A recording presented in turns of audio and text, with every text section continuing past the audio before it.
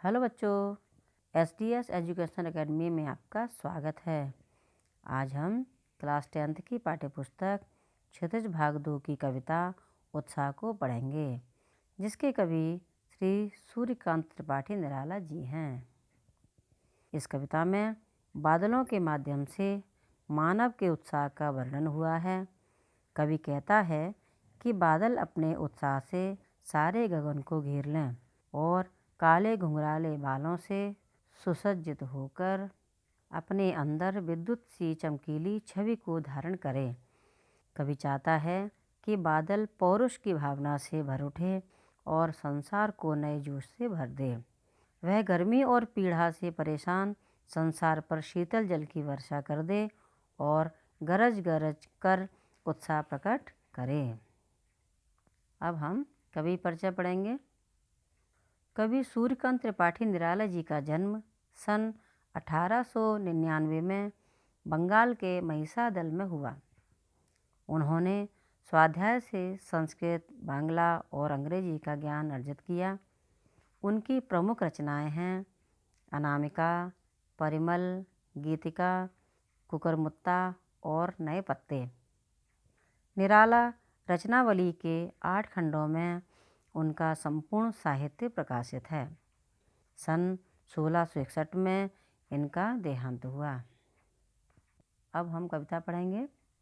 बादल गरजो, घेर घेर घोर गगन धराधर ओ, ललित ललित काले घुंघराले, बाल कल्पना के से पाले, विद्युत छवि उर में कवि नवजीवन वाले, वज्र छिपा नूतन कविता फिर भर दो, बादल गरजो।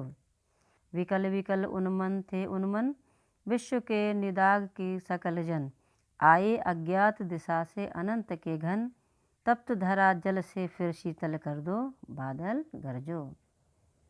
अब हम शब्दार्थ पढ़ेंगे। घोर यानी भयंकर, गगन यानी आकाश, धाराधर बादल, ललित सुंदर मनोरंजनकारी, विद्युत छवि बिजली की सी शोभा, उर हृदय मन, वज्र कठोर भीषण, नूतन नई, विकल बेचैन, उन्मन अनमना, निदाग तपती गर्मी, सकल सारे, जन मनुष्य, अज्ञात अनजान, अनंत आकाश, घन बादल, तप्त तपी हुई, धरा पृथ्वी। अब हम पाठ का अर्थ समझेंगे। कवि बादल में क्रांति का स्वर सुनता है।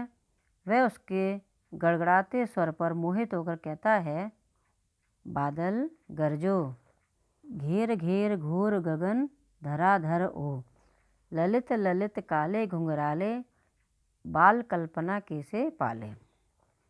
कवि कहते हैं, ओ बादल तुम खूब गरजो, कड़को, गड़गड़ाओ, तुम अपनी भयंकर गर्जन तर्जन से इस आकाश को घेर लो।